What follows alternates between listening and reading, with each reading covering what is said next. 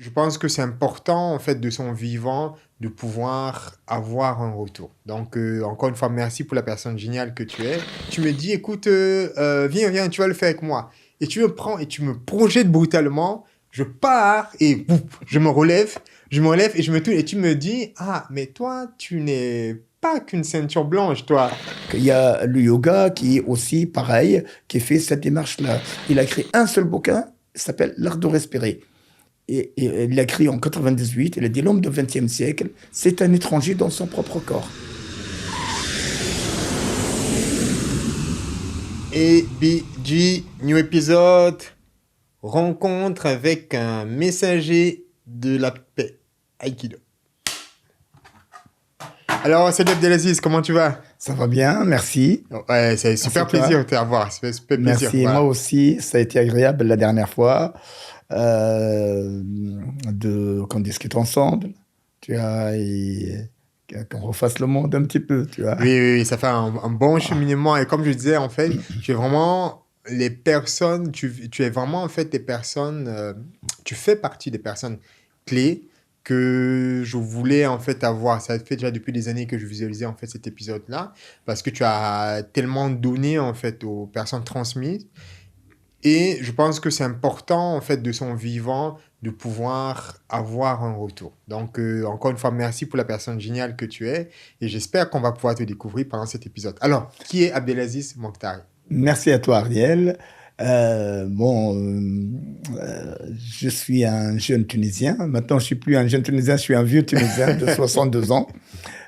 Au fait, mon parcours, disons, scolaire, c'est l'école primaire, après l'école secondaire, après l'université.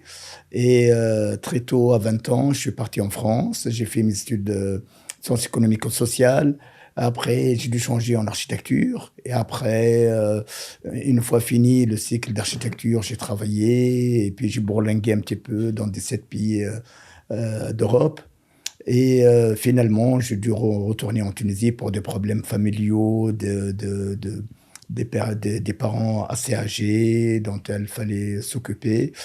Et j'ai pris la décision de rester en Tunisie.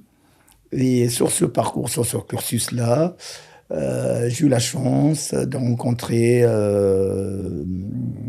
une personne qui m'a initié à l'aïkido, mon premier prof d'aïkido, Amin Bagdouche, tout ça. C'est un monsieur d'origine algérienne et de mère espagnole, donc qui m'a énormément aidé à surmonter toutes mes difficultés, autant sur le plan spirituel que sur le plan culturel. Donc, et j'ai fait mon petit bonhomme de chemin jusqu'à ce que je suis arrivé en Tunisie. J'ai fondé une famille. Mes parents sont partis, donc avec la femme que j'ai rencontrée en Aïkido, donc on a fait 4 enfants, une fratrie de 4 enfants, donc 3 filles et un garçon. Et donc là, je m'en occupe. Et par la même occasion, je me suis découvert une passion qui est l'agriculture. Donc, et je me suis versé dans la production de raisins de table. Ok. Et donc, actuellement, j'entraîne et je suis agriculteur. Et par mes convictions et par ma formation, je suis un architecte. Donc, sur le plan de fond, vous as toujours cette vision d'une architecture, comment la vie s'articule, autour de quoi, et c'est cette tendance-là. Comme je disais, en fait, tu es vraiment euh, une personnalité qui a une certaine sensibilité. Et je dis ça parce que tu es la première personne qui a un peu vu dans mon jeu, entre guillemets, quand je suis arrivé. Et un principe, c'est quelque chose que je fais en fait dans tous les pays dans lesquels je vais pour vraiment comprendre le mindset des personnes. Parce que être traité comme un touriste et comme un étranger, ce n'est jamais avoir une véritable vue du pays dans lequel tu es et des personnes, en fait. On peut penser que les gens... On a généralement une vision erronée des personnes. Parce que ce sont des relations, en fait, très superficielles. Et donc, généralement, ce que je fais dans le pays dans lequel je vais, je m'inscris dans pas mal de centres culturels et pas mal également, en fait, de clubs d'arts martiaux, parce que c'est à ce moment-là que tu peux, ou parfois de danse, parce que Apprécier. tu peux apprécier, tu peux pratiquer les gens et tu peux les voir, en fait, derrière, voir les préjugés et voir la réalité, en fait. Donc, ce que je fais, généralement, c'est que j'arrive et puis je dis, écoute, bon, voilà, je suis totalement débutant, je suis totalement, en fait, débutant, parce que quand on sait que tu es une personne avancée, on te regarde différemment, on te donne des égards que peut-être que tu ne mérites pas. Et donc, en D'accord. faisant ça, ça te permet d'avoir une certaine distance par rapport à l'autre et ça permet aussi à l'autre de travailler avec certaine spontanéité par rapport à toi. Et donc, je me souviens qu'à un moment, je travaillais avec Mohamed Ali, voilà, Hamida. Hamida, Mhm. voilà, donc un bonjour à lui et à ses sœurs. Et on était en train de voilà, pratiquer. Il me dit, écoute, non, mais toi, voilà, comment, tu es trop dur parce que quand je faisais, en fait, Chemin du Chi. Shomenshi, en fait, voilà, la frappe et qu'il bloquait, il avait, en fait, tu vois, un peu, voilà, des douleurs. Et donc, lui, il se disait, non, non, non, c'est parce que je suis trop dur et tout, et tout. Et moi, je souriais, tu vois, un peu, voilà, de l'intérieur. Et donc, à un moment, on fait en fait la technique, enfin, on fait une projection en fait chez Onagé, on fait projection et autres, et lui n'arrive pas en fait à le faire. Et donc à un moment, tu me dis, écoute, viens, tu vas le faire avec moi. Et tu me prends et tu me projettes brutalement. Je pars et boum, je me relève et je me tourne et tu me dis, ah, mais toi, tu n'es pas qu'une ceinture blanche, toi. Et puis tu me dis, écoute, c'est quoi ton vrai niveau? Et je dis non, non, non, non, je viens voilà, de commencer. Il me dit non, non, non, entre nous, c'est quoi ton vrai niveau? Et je dis non, non, je viens de commencer, j'ai juste fait quelques voilà, séances d'aïkido et tout et tout. Et j'ai beaucoup apprécié deux choses. C'est un, le fait que tu m'aies laissé, en fait déjà, tu m'as laissé en fait rester dans l'anonymat et que tu m'as laissé en fait rester auprès de vous parce que je suis resté pendant après voilà une année Même voilà plus, oui, même voilà plus. et cheminer en fait cheminer avec vous et ça m'a beaucoup en fait conforté dans ce moment j'étais beaucoup respecté en fait à cause de cette sensibilité là à cause de cette sagesse là tu avais une posture de père avec en fait beaucoup de ces personnes là et surtout d'avoir fait ce chemin en fait avec l'aïkido voilà Ouais. donc ça c'est quelque chose voilà, d'assez pertinent chez toi. L'autre chose également, c'est que tu es une personne qui a un savoir en fait assez éclectique. Et donc d'où te vient en fait cette curiosité vers l'autre? Parce que ce qui est bien, c'est que tu n'es pas dans la tolérance. Moi, j'ai toujours estimé que la tolérance est l'une des choses les plus dangereuses qu'elle soit. Parce que tolérer l'autre, c'est dire, écoute, je vais pas te faire d'emmerde, mais par contre, je m'intéresse pas à toi. Et ça, c'est dangereux parce que quand tu ne connais pas une personne, on peut tout te raconter sur la personne et c'est la meilleure façon de faire grandir des préjugés. Par contre, au lieu de la tolérance, je pense qu'un élément qui est fondamental, c'est la découverte. Et ça, c'est quelque chose que tu as vraiment profondément en fait. Voilà. Donc, d'où ça te vient? Ben, d'abord par ma formation, parce que l'architecte, au fait, il y a deux éléments. La formation et, au fait, mon caractère. La formation, parce que je suis un architecte, et l'architecte doit poser des questions. D'accord? Doit poser les questions, savoir le pour, le pourquoi. D'ailleurs, c'est un des métiers que on dit, l'architecture, c'est comme le coq qui a les pieds par terre, tout ça dans la mouise, et puis la tête dans le nuage, tu vois, tout ça et tout. D'accord. Mais ça passe par le questionnement de la réalité.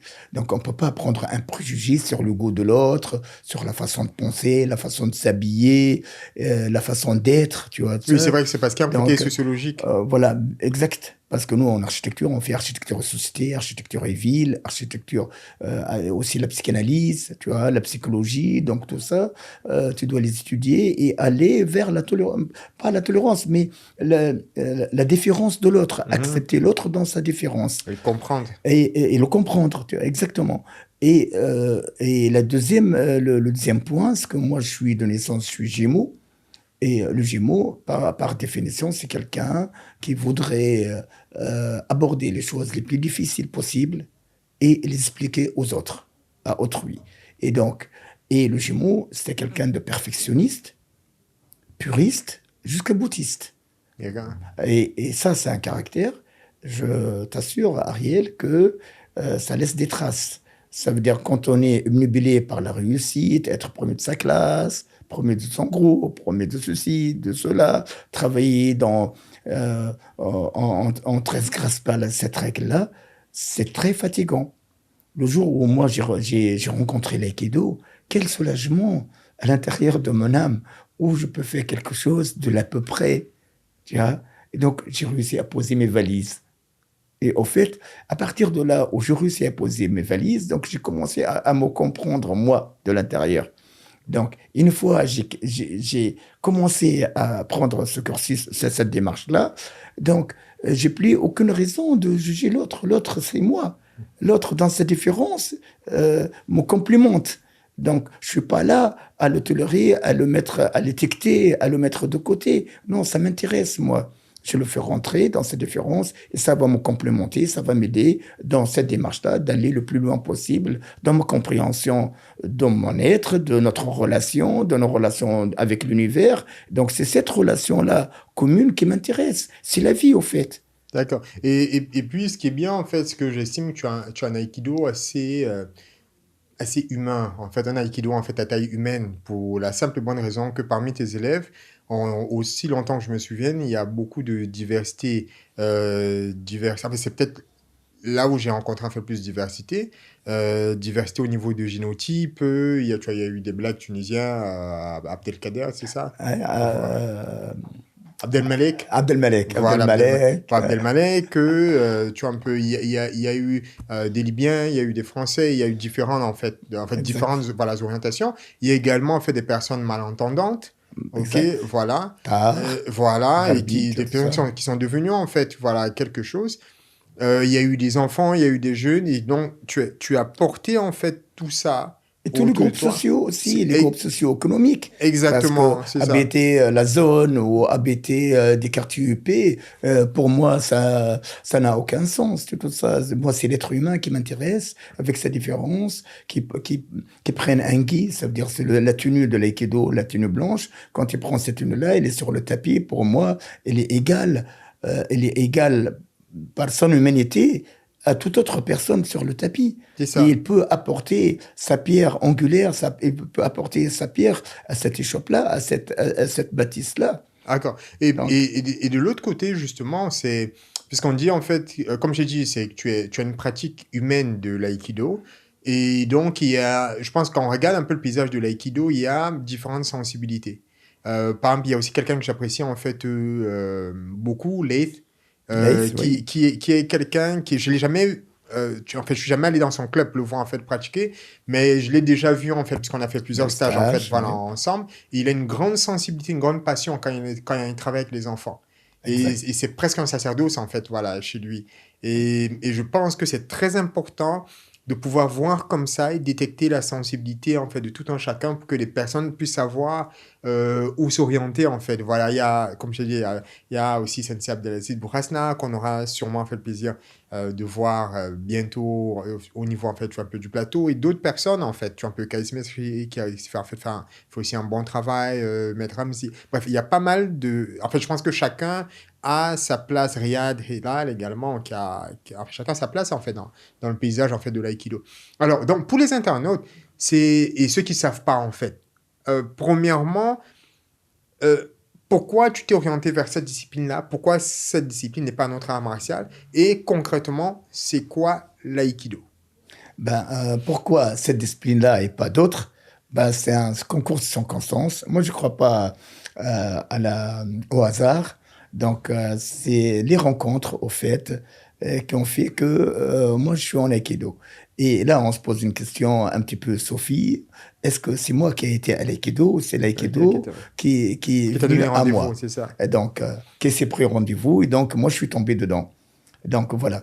Et au fait, la démarche, la première démarche, quand c'est moi qui a été à l'aïkido, ça dénote d'un certain nombrilisme, égoïsme, donc d'accumulation de matériel, d'un savoir-faire et ainsi de suite, et d'être égoïste. Souvent, cette démarche-là n'aboutit pas. Au bout de la deuxième dan, donc la personne, elle va arrêter l'aïkido. Mm. Ou alors, tu te dis, c'est la providence appelle-le Allah, appelle-le la Providence, le Tao, comme tu veux. Donc, c'est elle qui m'a amené, qui a amené l'aïkido à moi. Et là, on est redevable envers cette Providence-là pour partager ce savoir-là. Parce que ce savoir-là, il est plus important que celui qui porte le savoir. Donc, le savoir de l'aïkido, il est plus important que Abdelaziz Mourtali. Il est plus important que toute personne. Et donc, on a mission à partager ce savoir-là avec autrui. Alors, et c'est quoi le message central de l'aïkido? Vu que chaque discipline a un message central. Ah bah oui. Donc, l'éthique qu'il y a derrière la pratique de l'aïkido, bah, c'est de vivre heureux dans la vie. Ok, on va éduquer cette personne-là pour qu'elle puisse vivre sa vie pleinement. C'est quoi au fait? C'est la question que tu m'as posée. C'est quoi l'aïkido au fait? Au fait, l'aïkido, la réponse la plus synthétique possible, c'est une architecture humaine. Donc, en arabe, ça s'appelle handasa insaniya. Donc, c'est une architecture humaine. Donc, qu'est-ce que moi, je vais offrir à cette cellule humaine, qui est l'être humain, de particulier pour qu'il puisse optimiser sa vie. Tu es un enseignant, tu vas vivre comme l'enseignant le plus heureux. Tu es un étudiant, pareil. Tu es un agriculteur, tu vas pratiquer ton métier d'agriculteur, mais tu vas vivre pleinement ta vie d'agriculteur, ta relation à autrui. Elle n'est pas avec des heurts, mais en harmonie et en harmonie, on va dire en harmonie. Et donc, au fait, mais quel contenu je dois avoir pour que ces gens-là, pour que cet aïkido-là soit disponible et accessible à tout être humain, au fait. Parce qu'il s'adresse à toutes les catégories sociales, que ce soit à toutes les catégories sociales, mais aussi aux deux sexes, mais aussi à toutes les tranches d'âge, à toutes les couleurs, à toutes les cultures. Donc, tous ces gens-là arrivent à communiquer à travers les principes de l'aïkido. Quels sont les principes de l'aïkido? Je me pose la question, quels sont les principes de l'aïkido? Le principe de base, c'est que l'aïkido, il n'est pas posé sur la dualité gagnant-perdant. Okay. Mais au fait, c'est un échange, sur l'échange. Tu es un héritier si tu es croyant de Adam et Ève, tu es le petit-fils, et tu as en ton potentiel génétique, psychologique, psychanalytique, une richesse inouïe. Tu le sais ou tu le sais pas. Donc, cette richesse-là, en rentrant en contact avec un autre être humain, toi, tu vas lui offrir tes qualités. Donc, et lui, il va exceller, et lui, il va t'offrir les siennes. Donc, on rentre dans un système gagnant-gagnant, et plus un système gagnant-perdant. Le système gagnant-perdant provient du système capitaliste, qui a 250 ans à peu près.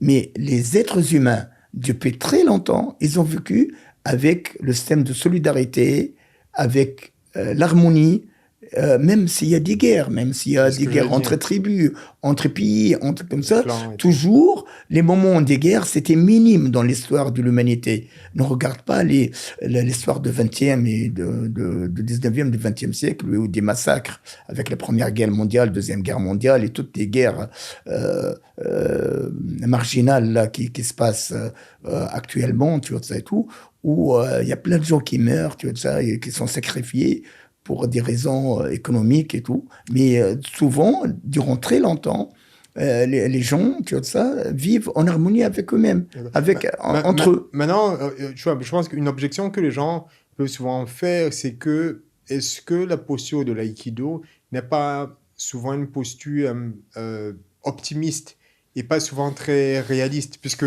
l'aïkido, à ma connaissance, c'est le seul art martial, et je vais mettre en astérisque en fait, parce que quand je réfléchis, j'en connais pas d'autres, et j'en ai fait quand même pas mal, qui en fait, qui n'est pas orienté compétition. Même si, après, il y a un versant d'aïkido qui est l'aïkido Shodokan, que, par Oui. exemple, notre ami, en fait, chez Kip Chakroun, pratique et représente, en fait, en Tunisie. C'est le seul, en fait, toujours avec les précautions, en fait, c'est le seul art martial qui n'admet pas la compétition. Parce qu'on parle, je pense que l'aïkido est au-delà de la compétition, et c'est pas le but de l'aïkido. Maintenant, du coup, ce qu'on est en train de faire quand les gens sont en train de pratiquer l'aïkido, est-ce qu'ils sont pas un peu en train de se leurrer avec quelque chose de superficiel? Ah ben, si je traduis un petit peu tes paroles, je me dis Hmm. que les deux athlètes qui pratiquent ensemble, ils sont en connivence et donc ils vont, C'est une sorte d'entente, en fait. c'est une C'est entente préalable pour faire tel ou tel. c'est ça. Ben, Or, dans la vie pratique, ce que j'en dis, en fait, c'est que dans la vie pratique, le premier instinct humain, c'est pas la coopération. La coopération est généralement, en fait, une résultante. Ah, ah, bon, moi, je prends des réserves sur Oui, ça et vas-y, tout. vas-y. De toute Je façon, je suis là préfère, pour t'exprimer, hein. je me prends des Vas-y, vas-y. réserves. Et au fait, pourquoi il n'y a pas de compétition en aikido? Parce que les techniques sont tellement fines et sont tellement efficaces que si jamais on fait rentrer la compétition, il y a l'ego qui va suivre et l'ego, l'affirmation de l'ego va blesser l'autre. Donc on est là, on n'est pas là pour blesser l'autre, mais on est là pour valoriser l'autre. Et tout ça parce qu'on n'a pas cette vision d'une cosmogonie. Au fait, il faut avoir une relation. Mais déjà, avant d'aller là, Ouais, bah, les gens, je suis sûr, déjà, je vois les gens, quand tu dis, en fait, l'aïkido, les techniques sont tellement efficaces qu'on ne veut pas prendre le risque de blesser l'autre. Je pense qu'il y a déjà les guerriers du clavier qui sont en train de sauter. On ouais. s'est dit, en fait, mais dans le MMA, on n'a jamais vu un pratiquant d'aïkido faire quelque chose, tu vois, un peu dans le MMA. Oui, mais souvent,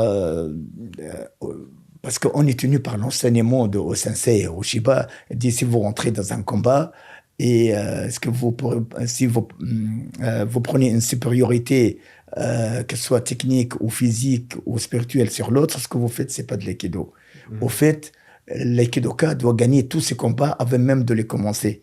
Et donc, c'est un combat mental, au fait. Ouais, Et précisément. donc, c'est un combat sur soi-même. Donc, quand on arrive à, à tenir les bribes de notre ego, on n'a aucune raison d'aller voler l'autre, d'aller écraser l'autre. Ça ne sert à quoi d'écraser l'ego de l'autre, de le blesser, un truc comme ça et tout. Ça ne sert à rien. Donc, moi, je suis dans la complémentation de l'autre. Je ne suis pas dans la négation de l'autre. Mon existence ne dépend pas de l'existence de l'autre. Moi, je suis dans un système compétitif. Le système compétitif qu'on a actuellement provient de la guerre de la Deuxième Guerre mondiale. Les Américains ont imposé aux Japonais d'enlever l'esprit kami, du judo et du karaté. Jigaro Kano a fait le judo sportif, pour pouvoir mettre sur pied leur peuple. Un peuple qui est frappé avec une bombe nucléaire, tout ça et tout, ça laisse des dégâts. Funakoshi, pareil. Quand il a vu ça, il a fait du karaté, donc sportif, avec des compétitions, pour pouvoir réhabiliter ces gens-là à l'école, et ainsi de suite. Donc une refondation de la société japonaise Ah non, post-Deuxième Guerre mondiale. justement, je pense que là, du coup, c'est intéressant, en fait, parce que ce que tu dis, c'est que effectivement, oui, je sais pas, parce qu'il faut rappeler que à la base, avant l'aïkido, en fait, Ueshiba, c'est quelqu'un qui vient de l'aikijutsu. Exact. Et Et, plusieurs autres arts et martiaux. voilà, et plusieurs autres arts martiaux. Et l'aikijutsu est quelque chose de particulièrement, en fait, on va dire dangereux et efficace, parce que ce sont des choses qui sont en fait avérées. Ueshiba était un tueur, il allait à la guerre, il a participé en fait aux deux guerres. Exact. Et Ueshiba, il a vu les conséquences en fait de la bombe atomique. Exact. Et c'est à partir de là qu'il a fait un 360 pour passer de l'aikijutsu et l'aikibudo, l'aikijutsu à l'aikido en fait. Pour dire, écoute, il a vu en fait qu'on peut s'armer autant qu'on veut, mais c'est pas ça qui va améliorer en fait le peuple. Et c'est de là qu'il a cherché à développer en fait l'aïkido. Mais par Exact. contre, aujourd'hui, ce qui est intéressant, c'est que là, nous nous retrouvons près de 80 années plus tard. Oui, Et, 60 ans, oui, et, 1969. Il est décédé en ok, voilà. 69. Non, je dis en fait par rapport à la Première Guerre Ah, mondiale. par rapport à la guerre Pas à la mondiale, Deuxième ouais. Guerre mondiale, autant pour Deuxième moi. guerre Voilà. mondiale, oui. On se trouve près de 80 ans plus tard et, et l'aïkido a été introduit. L'aïkido fait partie de plusieurs fédérations à travers le monde, dans pas mal de pays à travers le monde. Est-ce que on ne pourrait pas dire du coup que la vision de... Et là, au crépuscule peut-être d'une autre guerre nucléaire. Comment dire, on n'espère pas. Mais est-ce que ça ne signifie pas que quelque part, l'impulsion en fait de l'aïkido, en fait ou l'impulsion et le rêve de Ueshiba a échoué? Je pense que parce qu'il y a quelqu'un de très intéressant, c'est Abdelaziz Bourasna, qui avait donné une définition c'est une formation en 2011 qui m'avait beaucoup, en fait, je pense que c'est l'une des rares choses qu'il avait dites, mais qui était vraiment restée, en fait, jusqu'à aujourd'hui, qui disait, en fait, on pratique l'aïkido pour devenir des champions de la paix. Exact, oui. Et je suis, waouh, ça c'est très beau, ça. Mais est-ce que ça ne montre pas le fait qu'on soit encore 80 années plus tard, qu'on soit encore au crépuscule d'une autre guerre nucléaire, d'une potentielle guerre nucléaire, il faut bien utiliser les termes, d'une potentielle guerre nucléaire, est-ce que ça ne signifie pas en fait que la vision de Ueshiba a échoué? Ben, franchement, non. Pourquoi? Parce que moi, je suis optimiste par nature. Mon premier enseignant, me racontait toute une histoire, un projet énorme et tout. Il me dit, mais Amine, il y a combien de personnes pour ce projet? Il me dit, il y a un seul. Il me dit, qui c'est? Il me dit, 6 mois. Il me dit, tu vas t'attaquer à tout ce projet-là, tout seul. Il me dit, je suis optimiste. Il y en a au moins un qui croit en l'idée. Et là, je vais commencer. Et là, on va Mais être il faut plusieurs et on va ça. réussir notre projet. Faire la part du colibri. Voilà. Donc, et en fait, moi, je suis optimiste. Ueshiba, il a entraîné 3 groupes de 12 personnes. Maintenant, l'aïkido, il est partout dans le monde, sur 5 continents. OK? Le fait que le pouvoir des décisions dans tous les pays du monde, occidental ou oriental, tout ça et tout, entre les gens de certaines castes ou groupes économiques et tout. Donc, les gens, les petites personnes comme nous autres, tu vois, tout ça, ne peuvent pas influencer grandement sur les politiques des pays. Mais en revanche, sur leur propre vie, si. Donc, moi, ma vie, j'en suis responsable. Donc, je peux, à mon échelle humaine, ou au groupe humain à laquelle j'appartiens, je choisis d'appartenir, je peux avoir une certaine éthique. Et vivre selon les enseignements de cette éthique-là. Donc, me dire que l'idéal de Shiba comment on appelle ça, pas de condamner, mais d'éliminer les menaces ou les trucs comme ça de guerre. En fait, comme il ça. bâtir un monde de paix, en fait. Voilà. Et lui, il veut Bâtir bâtir un autre... Mais on sait où commencer. Mais petit à petit, le progrès humain dans tous les pays, au niveau de l'enseignement, au niveau comme ça, essaye d'avoir des personnes qui sont responsables, qui sont pragmatiques, qui essaient de se protéger eux-mêmes, leur famille, leur pays, et essayer de coopérer avec d'autres pays. C'est ça l'idéal. Donc maintenant, de cette vision-là idéaliste de Shiba jusqu'à nous autres, tout ça maintenant, dans notre 2024, la situation, c'est vrai qu'elle est gravissime et mais moi, je garde toujours mon optimisme sur l'enseignement de ce grand monsieur qui est Morihei Ueshiba, qui, lui, il a vécu des choses terribles et il avait décidé de faire une trait d'union entre le 19e siècle et le 20e siècle en fondant, en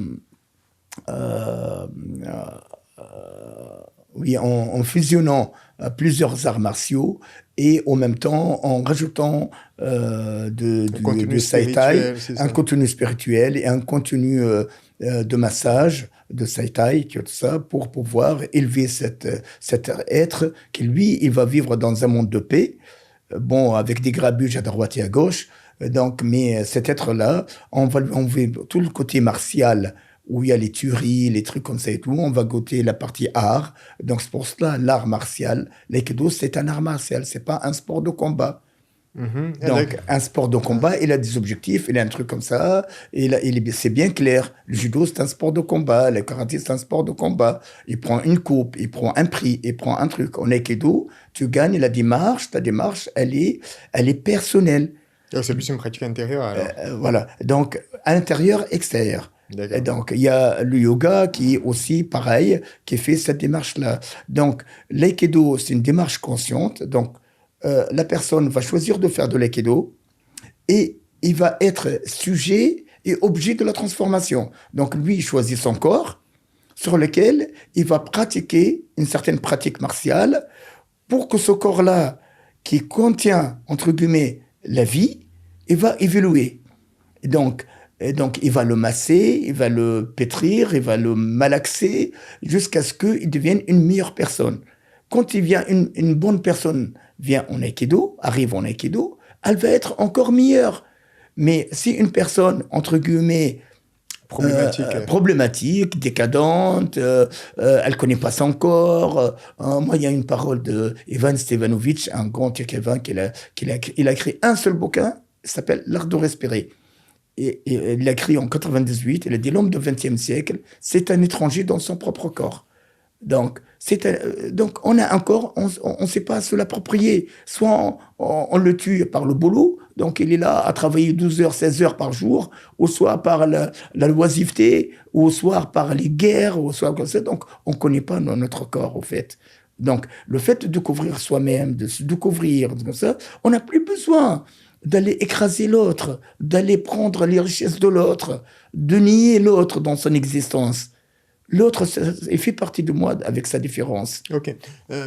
Maintenant, ce qui est intéressant, en fait, c'est surtout, entre guillemets, la dimension particulière, en fait, de l'aïkido. Par exemple, bon, moi, comme tu savais, en fait, j'avais déjà fait d'autres arts martiaux et j'avais pas pratiqué, en fait, l'aïkido, mais moi, je viens de l'aïkidjutsu. En fait, je venais de l'aïkidjutsu, en fait, à ce moment-là. Oui. J'étais déjà ceinture noire d'aïkidjutsu, j'enseignais déjà, en fait, depuis. Et donc, du coup, je venais pas pour vers l'aïkido pour l'efficacité, mais l'aïkido m'a apporté quelque chose de fondamental. En fait, quand je partais, j'étais conscient, en fait, de ça. C'était plus le lien social. Ça, je pense, c'est quelque chose qui est très, très intéressant, en fait, avec l'aïkido, parce que c'est très difficile de faire une séance en ne travaillant qu'avec la même personne. Et je pense que ça, c'est en cela que l'aïkido, en fait, est fondamental, que ce soit pour les enfants qui souffrent du lien avec l'autre, qui ont un déficit social. C'est intéressant parce qu'ils sont amenés, en fait, à se mélanger. Et je pense que c'est quelque chose qui, en aïkido, à la fois casse le sectarisme, casse le tribalisme, casse même le racisme, en fait. Exact. Okay. Exact. Et tous les préjugés, en fait. Voilà, tous les préjugés, du coup. Et donc, moi, je me souviens, j'avais une petite stratégie. Chaque fois que je partais, en fait, j'appréciais, en fait, un peu les stages. Chaque fois que j'appréciais, en fait, un peu les stages, et après, même quand je suis devenu un peu, voilà, plus gradé, c'était donner cette opportunité, en fait, aux autres de travailler avec moi. Et donc, quand on s'asseyait en fait en César, pendant que l'enseignant en face était en train d'expliquer, mentalement, je me fixais les personnes avec lesquelles j'allais travailler. Je me disais, OK, ils sont assis là-bas, chaque 1, 2, 3, je vais travailler avec telle personne. 1, 2, 3, je vais travailler avec telle personne, telle personne. Et donc, j'estimais en fait ma joie à partir du nombre de personnes avec qui j'avais travaillé, de la diversité de ces personnes et surtout ce que j'avais réussi en fait à faire passer. Et je pense que ça, par contre, c'est vraiment quelque chose sur lequel l'aïkido a quelque chose de très intéressant, en fait. Voilà. Moi, je faisais exactement la même démarche. J'ai travaillé en Hollande, chez le club de Wilco. Et en Tunisie, partout où je suis passé, il y avait peu de femmes. Chez Wilco, il y avait 40 personnes, il y avait 20 femmes et 20 bonhommes. Donc, je faisais dans la salle, je travaillais avec les filles, donc les femmes, tac, tac, tac, tac. Je passais d'une l'une à l'autre à chaque exercice. Après, je revenais avec les hommes. Et au fait, je faisais... d'augmenter mon stimuli au niveau sensitif, au niveau de ces personnes-là. Donc, je suis un être sensitif avant que je sois un être dirigeant. Donc, les gens m'imprégnaient. On oublie ça, voilà, m'imprégnaient avec leur bonheur intérieur. Et moi, j'étais là, j'étais comme une éponge, j'absorbais tout ce qu'ils m'ont donné, tout ça et tout. Tout ce que je connaissais, c'était à admettre, mais tout ce que je connaissais pas. Donc, si j'avais le niveau pour le comprendre, tant mieux. Si j'ai pas le niveau, ben, ça va attendre, parce C'est qu'elle est ça. en moi, dans mon être profond. Et donc, le jour, je dis, mais dis donc ça, mais j'avais déjà l'impression de travailler ça, mais je le connais d'où, celle-là? Et donc, je faisais des recherches intérieures pour savoir qui c'est qui m'a enrichi avec Ah, c'est vrai, cette connaissance-là. c'est ça, c'est ça.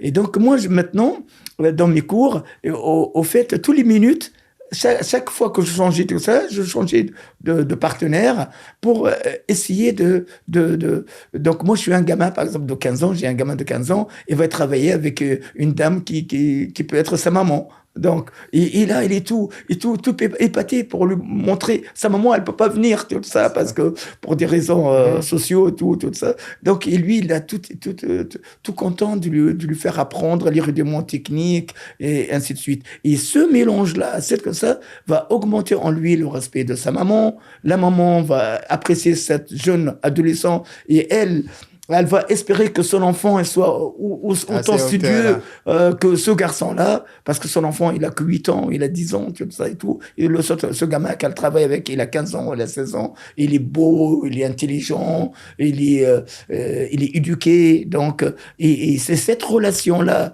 de fructifier l'autre dans ses sensations, fugaces, qui est très intéressante. Je voudrais Oui, tu me parlais faire une parenthèse. justement, tout à l'heure, tu parlais effectivement de ta vision de l'aïkido. Tu parlais de la cosmogonie de l'aïkido, en fait, donc ta vision particulière, en fait, voilà, de l'aïkido. Est-ce que tu peux l'exposer? Oui, donc, juste un moment. Tu vois cette relation que la dame là, elle a avec ce garçon-là, elle est tellement spontanée, elle est tellement fugace. C'est comme la bulle de savon là qui éclate. Donc moi j'adore une dame qui m'a laissé sur Facebook un mot, elle dit j'adore l'éphémère parce que c'est la seule chose qui dure. Et au fait, notre vie, qu'est-ce qu'on a de la vie au fait? On a que nos sensations. Le toucher, le regard, c'est beau, ça. Le regard, lui, le goût et notre sensation de nos corps avec notre environnement, que ce soit dans l'eau, à la montagne, le soleil qui nous caresse. Et au fait, toutes ces sensations-là, au fait, elles sont fugaces, elles sont éphémères. Et au fait, notre vie, elle est éphémère. Toute la vie de l'être humain, elle est éphémère. Donc, au vu de ce monde, de cet univers-là gigantesque, notre vie, elle est éphémère. Donc, et cette joie de sentir ces choses-là fait que je me sens vivant. Et là, je ne peux comprendre cette relation de l'instant présent que dans une relation macro. Et cette relation macro se base sur la cosmogonie. Quelle est ma relation à l'univers? Qu'est-ce que je fais là? Et cette relation-là à l'univers, à sa spiritualité, c'est elle qui va déterminer ma vie et mon action. La personne naît 2 fois. Il naît biologiquement, comme on l'a dit la dernière fois, mais la deuxième fois, il se naît lui-même. Il accouche de lui-même par ses lectures, ses fréquentations, ses aspirations, ses insuffisances. Parce que nos insuffisances nous aident à aller, c'est notre moteur. Moi, j'ai des insuffisances, donc je dois les combler. Je dois aller au-delà de moi-même pour aller de l'avant, pour comprendre les choses de la vie. Et donc, cette compréhension d'une cosmogonie, elle est très importante. Donc, moi, je voudrais partager ça avec les internautes parce que... Déjà, qu'est-ce que tu entends par cosmogonie de l'aïkido? Le cosmogonie, au fait, quelle est ma relation à l'univers? D'accord. C'est déjà d'une. Mais au départ, il faut une croyance. Est-ce que moi, je suis croyant ou non croyant? D'accord. Donc, même je suis un athée, je suis un croyant, je crois qu'il n'existe rien. Donc, même en tant qu'athée, je suis croyant qu'il n'existe rien. D'accord, donc il ne s'agit pas d'un système de croyance d'abord. Voilà. Okay, c'est pas une totalité. Hein. Donc, donc, j'ai une croyance. Et juste après la croyance, j'ai un point que j'ai longtemps cherché, c'est au fait l'intention. Est-ce que moi, en tant que croyant, je vais avoir, quel que soit le travail que je fais ou quelle que soit l'action que je fais, est-ce que j'ai une intention derrière? D'accord. Mon intention derrière de filmer, par exemple, ce podcast, c'est de partager ce savoir avec autrui. D'accord. Donc, c'est une intention. Donc, après cette intention, je vais avoir une distance. Est-ce que mon intention, quand j'ai cette intention-là, voilà, ça s'appelle niya en arabe. C'est cette niya, tu vois, ça et tout, cette intention, derrière, il y a une distance, le ma'aï. La distance que moi, je vais intervenir sur ma réalité. Est-ce que je peux tourner un podcast je sais pas moi, à 10 kilomètres d'ici, c'est pas possible. Il faut que ce soit dans un studio, il faut que ce soit dans un environnement télévisé. Dans l'espace. Dans l'espace, comme ça, je suis médecin, est-ce que je peux pas pratiquer ma spécialité de médecine, mon art de médecine, que dans un cabinet ou un bloc opératoire et ainsi de suite.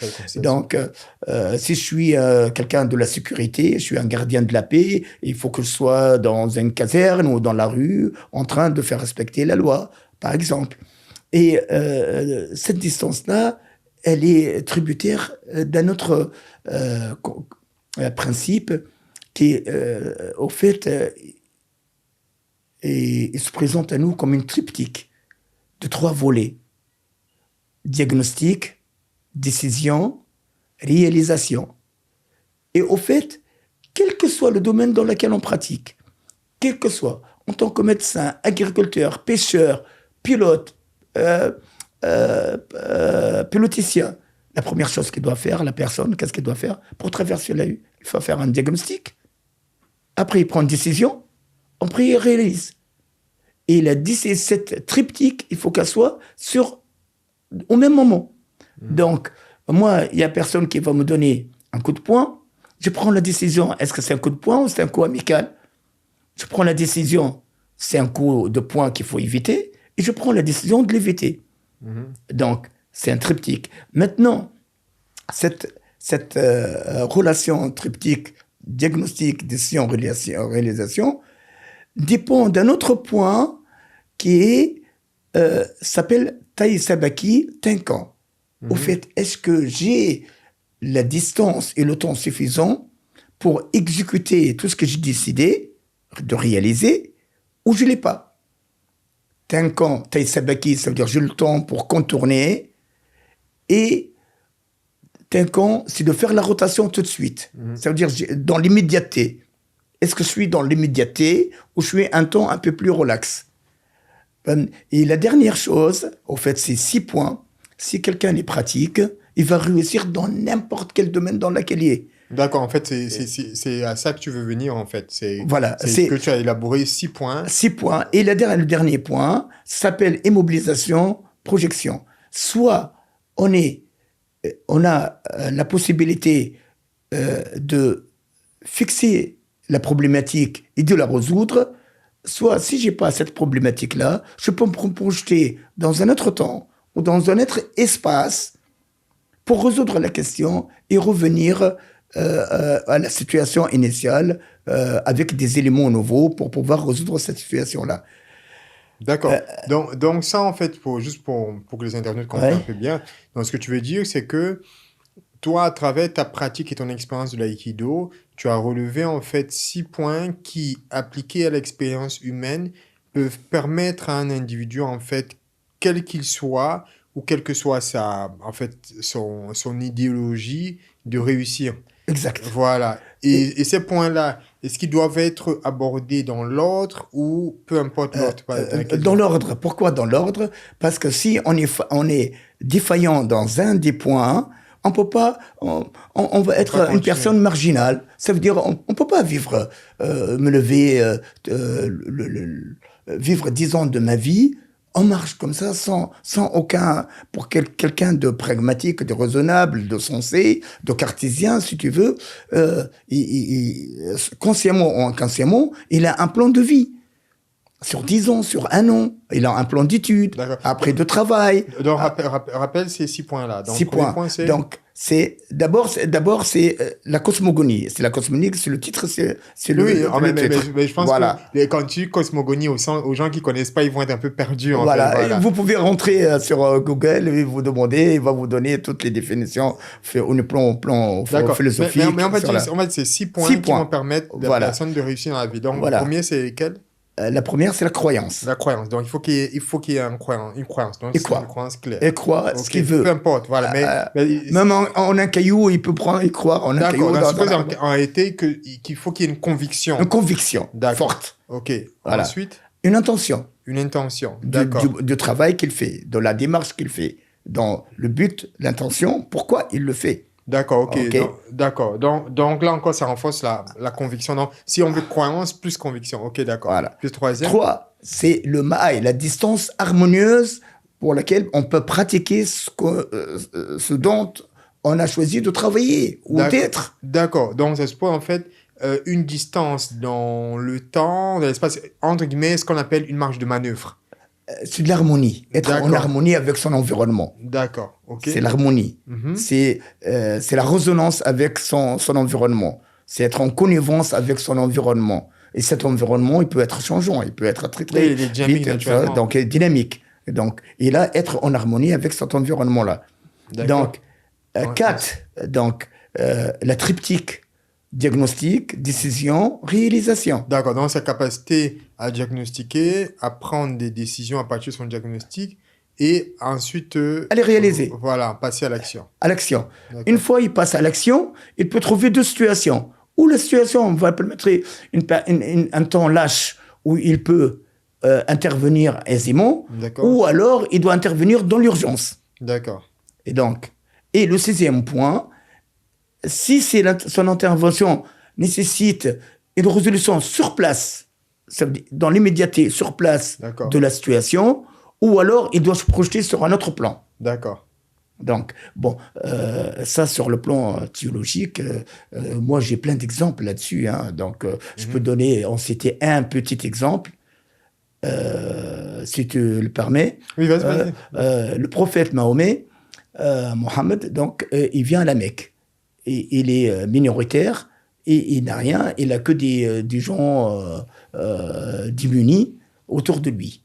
Il voit la situation qui se bloque, il va se projeter dans un autre espace qui est Médine, qui est la ville, qui est à 60 ou 70 km. Il va prendre ses points forts et tout, et puis il va revenir, il va faire l'ouverture de la Mecque. Et D'accord. donc, il va gagner le combat. Et donc, le fait de partir du particulier vers le général et de revenir du général au particulier, dès qu'on s'est renforcé, on va revenir là-dessus. Donc, tu me dis, mais qu'est-ce que ça me sert, ça, moi, dans ma pratique quotidienne d'aïkido? Ben moi, j'utilise la méthode globale, des fois semi-globale. Je montre une technique, shihonage, dans sa globalité. La personne saisit 10%, 20% de cet exercice-là. Je montre un exercice d'un niveau ceinture marron, par exemple, premier Q. Quand je reviens à son niveau de ceinture blanche, il va acquérir 60% de cette pratique, de cet exercice-là. Donc, le fait que moi, je vais dans un cours général très complexe et tout, et après je reviens dans son niveau à lui de recherche, il va s'améliorer. Donc, je vais utiliser, moi, dans mes cours d'aïkido, toujours le va-et-vient entre le cours général et le cours particulier, le cours général, le cours particulier. Et à chaque fois, l'élève, ils vont s'enrichir dans cette démarche-là. Déjà, sur ce plan-là, j'ai pas parlé du plan où il va avoir une richesse au niveau sensitive avec les autres élèves, qui sont des fois supérieurs à lui, au niveau technique, ou inférieurs à lui. Alors, je vais même sur une autre question, en fait. Oui. Okay. C'est généralement, je pense que tu rencontres plusieurs parents et qui, parfois, en fait, les parents, généralement, c'est cette problématique de savoir est-ce que la discipline va être bonne pour son enfant ou pas. Donc, il y a une question avec laquelle on vient généralement, qui est combien de temps faut-il laisser à l'enfant, combien de temps d'exposition faut-il laisser à l'enfant avant de décider de le retirer d'une discipline qu'il n'apprécie 3 pas? mois. 3 mois, tu vois. Voilà. Tu vois, Moi, ce qui est intéressant, c'est qu'on a exactement la même vision de ce côté-là. Moi, voilà. je dis toujours, c'est 3 mois minimum. C'est-à-dire que tu laisses l'enfant être exposé à la discipline. Et au bout de 3 mois, si l'enfant ne vit toujours pas avec la discipline et que si l'enfant est vraiment convaincu que c'est pas ça, oui, il est libre de changer. Moi, j'ai des parents qui amènent leurs enfants et c'est vraiment c'est extraordinaire parce que je dis, ben, tu peux pratiquer premier cours, deuxième cours, troisième cours, c'est gratuit et vous pouvez partir Sans vous engager. sans vous engager et tout. Et moi, je suis sûr que l'enfant va rester. Pourquoi? Parce que tellement que moi, j'ai réussi à développer Relationnel avec les enfants. la relation avec l'enfant, au fait, j'ai réussi à me vendre à l'enfant. D'accord. Et au fait, je rentre dans son cœur. Donc, au fait, c'est pas moi qui lui impose le cours. C'est lui qui me fait rentrer dans son cœur à lui, dans son amour de la vie, parce que lui, c'est un être vivant qui aime bien appréhender tout ce qui est curieux. Et donc, il est curieux de cette vie-là et tout ça. Donc, il me fait rentrer par ma différence, moi, par rapport à lui. Il me fait rentrer dans son cœur. Du coup, il m'accepte. Donc, pour moi, je suis son papy, moi. Ou son grand-père. Donc, pour lui, il n'a rien à faire de ma couleur de cheveux ou de ma physionomie et tout. Il regarde si cette personne l'aime ou l'aime pas. Mais comment il va se le dire lui? Pas de façon intellectuelle, de façon sensitive. Il va regarder au niveau énergétique si je l'apprécie ou pas. Et donc là, il va m'adopter. Et me faisant rentrer dans son cœur, dans cette démarche pour les gens qui croient à ça. Donc moi, j'ai gagné. Et au fait, au bout de 3 mois, moi, j'ai développé 64 exercices chez la petite enfance, de 4 ans jusqu'à 6 ans. Quand on rentre à l'école primaire, la première année, souvent, ces enfants-là se distinguent et sont les premiers de leur classe. Parce qu'ils ont eu 2 ans comment s'approprier de leur corps, comment s'approprier de leur regard, comment éduquer leur sensitif. Et donc, comment ce sensitif qui est stimulé 3 fois par semaine, 360 cours par an, 300... Oui. Parce qu'il y a les vacances.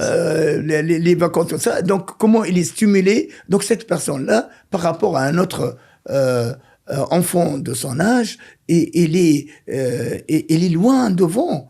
Donc, au niveau connectique cérébral, au niveau l'appréhension du corps de l'autre, l'autre ne représente plus un danger potentiel, mais c'est un ami, c'est un copain potentiel, où je peux gérer la difficulté de sa violence quand il en a.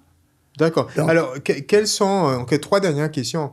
La première question, c'est quels sont les types... Toi, ça fait combien d'années que tu enseignes déjà? 20 ans. 20 ans déjà. Alors, donc, quels sont les types d'élèves que tu rencontres?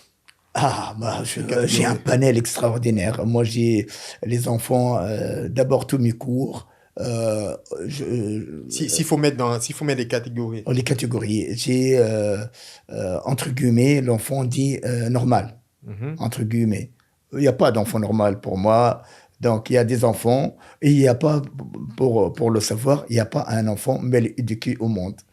Il n'y a pas un parent au monde qui veuille mal éduquer son enfant. Ça n'existe pas. Il y a des parents disponibles, ceux qui ne le sont pas. Voilà. Freud disait que il n'y a que des bons parents.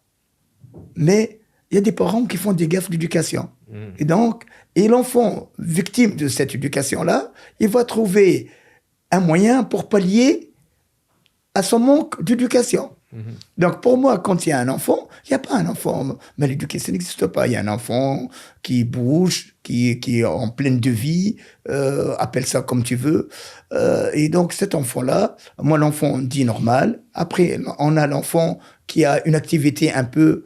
moi, j'aime pas le mot hyperactif, parce que c'est pathologique.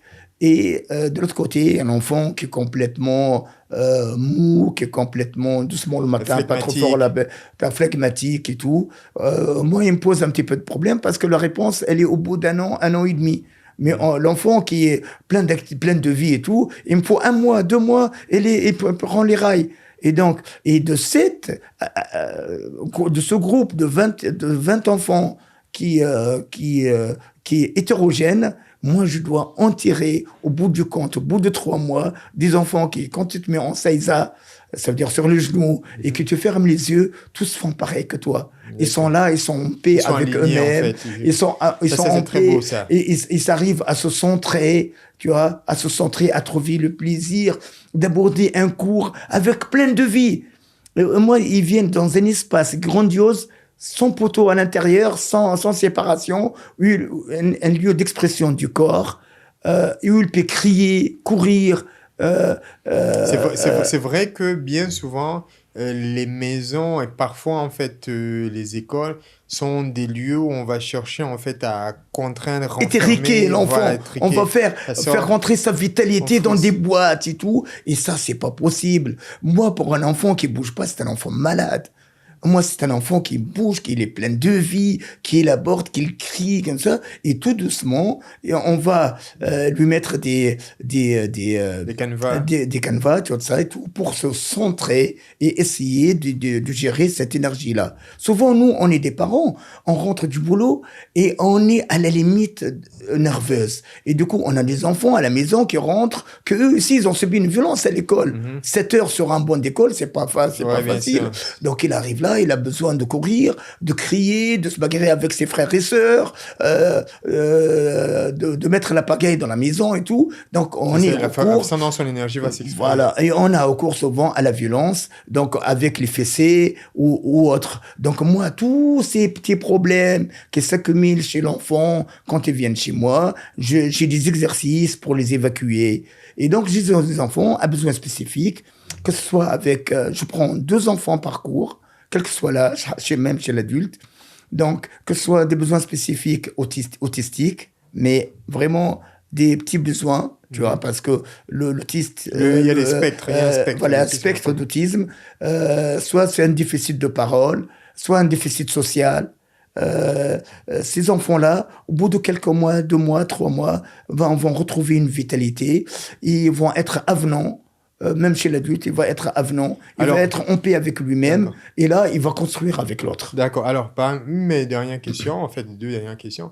La première question, c'est quand tu regardes ton parcours, quels sont en toute honnêteté, quels sont je vais pas dire regrets, parce que quand on dit regret, il y a tout le monde qui sort la réponse spirituelle. De toute façon, j'ai aucun regret, c'est à refaire, je referai, mais on sait qu'en réalité, il y a toujours des choses qu'on voudrait, en fait, élaguer sur notre Ouais, chemin. oui. Mais on va dire que, quels sont, à ce stade de ton existence, que tu peux qualifier, en fait, de tes 5 actes manqués?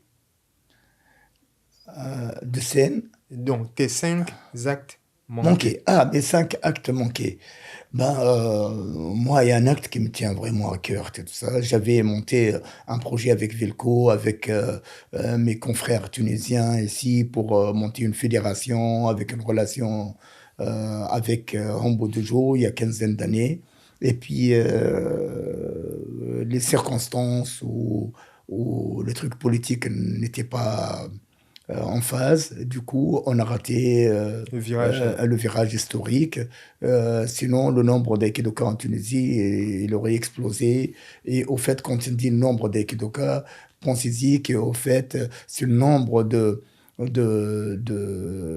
chakras ou de spirales qui émet du bonheur autour C'est ça. autant de personnes formées, autant de bonheur dans notre société, D'accord. autant D'épanouissement, en fait. d'épanouissement, autant de manque de problèmes de violence éliminés, autant de personnes heureuses dans leur vie. Mhm. Et au fait, Ça, c'est le premier. ça Deuxième, c'est le premier.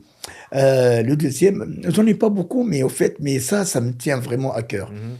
Le deuxième, c'est que la société tunisienne, elle est hétérogène. Et souvent, moi, j'enseignais des civils, j'enseignais pas des militaires. Ouais. J'aurais aimé avoir, par exemple, un groupe de l'école militaire, par exemple, qui fait 200, 300, 400 personnes, même les entraîner gratuitement durant 2, 3 ans, 4 ans, tout ça et tout, et sortir un profil bien,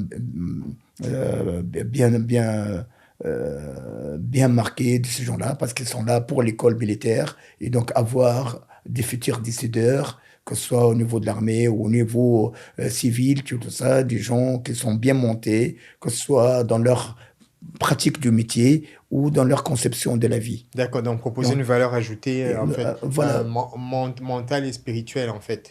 parce Voilà. que souvent, bien souvent, dans tous les pratiques martiaux, quand la présidence de la République d'un pays ou le ministère de l'Intérieur adopte un art martial, le peuple suit et va essayer d'apprendre la même Ah, chose, d'accord, ok. que ce soit le D'accord, karaté. les leaders vont donner une impulsion. Voilà, et ça, c'est un regret de ne pas trouver le moyen de communiquer sur ce plan-là pour aller de l'avant, tout ça, essayer. Souvent, moi, je suis dans l'altruisme, donc je suis pas dans l'égoïsme et essayer de m'enfermer avec ma réalité ou mes convictions. Mes convictions ne sont pas figées. Et sont relatives. Et donc, le fait de m'enrichir avec toi, avec autrui, avec tous les gens que je contacte, avec les gens que je contacte de façon passagère, j'essaie de grappiner quelque chose de ça qui va m'aider sur le plan spirituel, sur le plan physique, sur le plan relationnel. Donc, on n'est pas figé dans nos convictions, on est des êtres humains, on est fugace, D'accord. Et au le fait. troisième? Le troisième,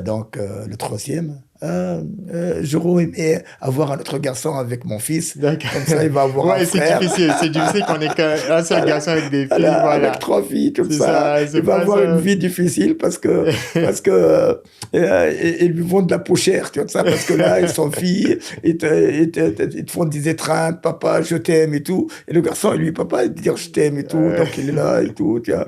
Donc s'il a un frère ou un truc comme ça et tout, il arrive à résoudre ses problèmes dans le futur et tout, tu Ouais, vois c'est tout ça. sûr. Donc c'est ça. D'accord. Donc voilà.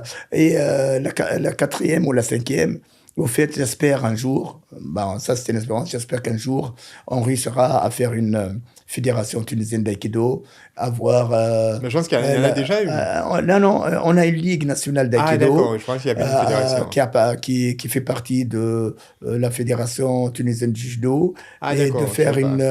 une fédération maghrébine d'aïkido. Et là, il y a une confédération, j'espère qu'elle se mettra sur pied, une confédération africaine d'aïkido, où il y a D'accord. 16 membres du pays sur 54 qui vont essayer de mettre en place une confédération panafricaine, tu vois, ça, d'aïkido, qui va essayer de travailler le temps. Parce que nous, au fait, tout compte fait, on est de passage. Le plus important, c'est ce qu'on laisse Et derrière, en voilà fait. ce qu'on laisse comme structure derrière qui va pérenniser ce savoir-là. Et parce qu'on est des êtres humains, on est faible et au fait, on est limité. Alors que quand il y a une structure avec la coopération de tous ensemble dans chaque pays et toutes les personnes de bonne volonté, on va réussir un jour ou l'autre à mettre bas l'ignorance et l'insuffisance, l'incompétence. D'accord, et c'est quoi la dernière? Euh, la dernière, ben, c'était celle-là, je crois, Ah, la d'accord, c'est dernière. vrai, ok, parfait. Alors, qu'est-ce que tu veux, parfait, pour terminer, en fait, qu'est-ce que tu veux laisser comme message et où est-ce que les internautes peuvent te rejoindre? Ben, moi, j'ai mon Facebook, mokhtari.abdelaziz@hotmail.fr. Donc, vous pouvez me laisser un message sur Messenger, sur mon numéro de téléphone, en fonction des 2 numéros qui sont sur Facebook. Vous pouvez venir à El Manzah 1, à la Krouba, soit à Benarous, au nouveau centre culturel et sportif chinois, soit à Morneg, à Ça, côté c'est en de l'école Tunisie, c'est ça? primaire. Ça, Oui, c'est en c'est 3 Tunisie. clubs. Soit à Morneg, tout ça, à côté de la Poste. Yondal Gym. C'est un club de taekwondo. Moi, j'entraîne là-bas tous les samedis, dimanches. Donc, surtout au numéro de téléphone, vous pouvez m'appeler, je peux vous renseigner, je peux vous aider autant que je peux. D'accord, il y Euh, a un stage bientôt, tu as oui, dit? là, dans les cartons, il y a 2 stages. Il y a un stage qui est ouvert pour les plusieurs arts martiaux à la Zitouna. Ça sera vers le 17 de mois de décembre Décembre au 2024. 2024, ouvert à tous. Donc, on va pratiquer 4 ou 5 arts martiaux d'affilée, où donc peut-être il y aura 300, 400 personnes. Donc, tout le monde sera le bienvenu. Et il y a un autre stage qui, lui, il est Purement réservé Aikido. à Aikido. Donc, vous pouvez venir. Inch'Allah, ça sera à la Quba, à Maza'an, C'est quand vers ça? le 15 décembre. 15 septembre. D'accord. Espérons qu'il se tiendra à cette date-là. Voilà. D'accord. Ok, super. En tout cas, grand merci encore pour voilà, ta présence. Je sais que tu es très riche, tu as beaucoup de choses voilà, Merci. voilà, que tu veux partager. Et puis, au plaisir voilà, de se voir bientôt pour pouvoir partager d'autres choses ensemble. Ok, Inch'Allah. À bientôt, merci. Ariel. Merci encore. À bientôt. Ok.